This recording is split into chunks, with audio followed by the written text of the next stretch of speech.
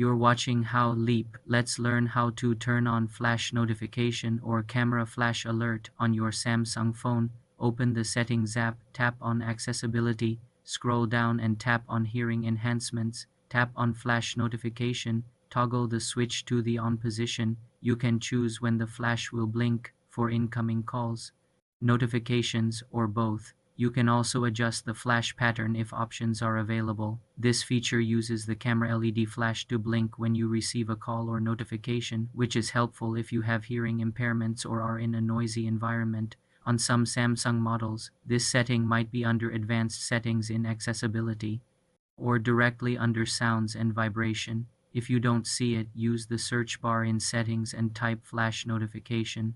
Another method is through the camera app settings, but the accessibility menu is the standard path. Remember, using the flash will consume a bit more battery. To turn it off, simply return to the same menu and toggle the switch off. This feature works even when your phone is silent or in Do Not Disturb mode. For more simple computer tutorials, subscribe to the channel.